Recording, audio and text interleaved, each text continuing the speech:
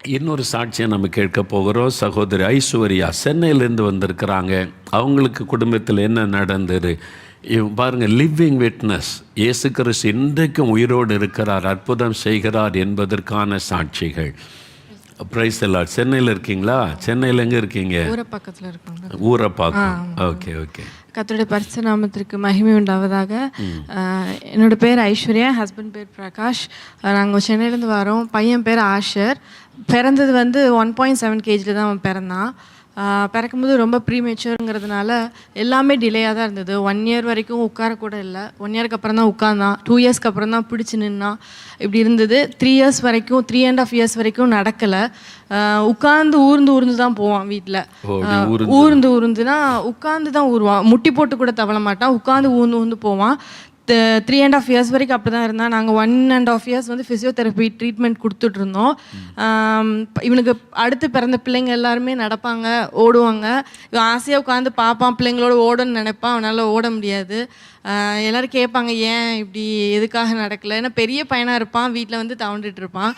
அப்படிப்பட்ட சூழ்நிலையில் இருந்தோம். 1.5 years ஃபிசியோதெரப்பி ட்ரீட்மெண்ட் கொடுத்தோம். இந்த கொரோனா லாக்டவுனுங்கிறதுனால மார்ச்லேருந்து செப்டம்பர் வரைக்கும் எங்களால் ஃபிசியோதெரப்பி ட்ரீட்மெண்ட் கொடுக்க முடியல. அப்போது செப்டம்பர் மந்த் 12th டேட்டில் வந்து ஜெபிக்கலாம் வாங்க நிகழ்ச்சியை நாங்கள் பார்த்துட்டு இருந்தோம். அப்பாவும் அம்மாவும் வந்து பலவீனமான குழந்தைங்க மேலே நீங்கள் கை வச்சு ஜெபம் பண்ணுங்க அப்படின்னு நீங்கள் சொன்னீங்க. அப்போ நானும் என் ஹஸ்பண்டும் கண்ணீரோட கால்களை பிடிச்சி ப்ரேயர் பண்ணிகிட்டு இருந்தோம்.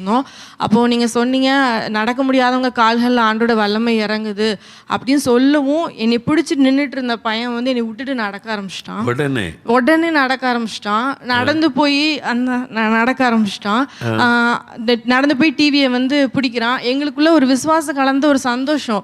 ஏசப்பா ஒரு அற்புதம் செஞ்சுட்டாங்களோ சொல்லி இன்னும் கொஞ்சம் பின்னாடி விட்டு நடக்க வச்சு பார்ப்போம் அப்படின்னு சொல்லி நடக்க வச்சு பார்ப்போம். அப்பவும் விழாமல் நடக்கிறான். பிடிச்சு விட்டுட்டு நிற்க கூட தெரியாத பிள்ளை வந்து நடக்கிறான் ஆட்டோமேட்டிக்கா. நெக்ஸ்ட் டே காலையில் எந்திரிச்சு பெட்லேருந்து தவண்டு வர பிள்ளை நடந்து வரான். இப்படி வந்து ஒரு பெரிய மிராக்கில் ஒரு செகண்டில் 1.5 years ட்ரீட்மெண்ட் கொடுத்தும் செய்ய முடியாததை தேவன் வந்து ஒரு செகண்டில் எங்களுக்காக முடியும் போது அவன் எழுப்பி நடக்கிறான்.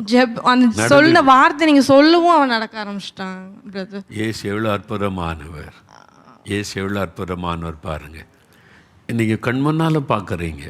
ஒரு ஜெபம், இயேசுவை நோக்கி பண்ணுகிற ஜெபம் எவ்வளோ வல்லமை உள்ளது. ஏன்னா அவர் உயிரோடு இருக்கிற ஆண்டவர். உடனே அந்த விசுவாசத்தை கனப்படுத்தி குழந்தை நடக்கிற எவ்வளோ சந்தோஷமாக வந்திருக்கிறாங்க பாருங்கள். ஆண்டவர் செய்த அற்புதம் உங்களுக்கு செய்வார், உங்களுக்கு செய்வார். இன்றைக்கு நடக்க முடியாத குழந்தை வைத்து கொண்டு மரண போராட்டத்தில் இருக்கிறீங்களா? உங்களுக்கு இயேசு அற்புதம் செய்வார். ஏன்னா இயேசு உயிரோடு இருக்கிறார், உங்களை நேசிக்கிறார். ரொம்ப சந்தோஷம். ஆண்டவர் உங்கள் குழந்தைக்கு செய்த அற்புதத்திற்காக. தகப்பனே, இந்த குழந்தைக்கு செய்த அற்புதத்திற்காக நன்றி. ஆசீர்வதித்து இந்த சாட்சியாக நிறுத்த உடைய பிள்ளைகளை ஆசீர்வதியும். ஆமேன். God bless you. God bless you.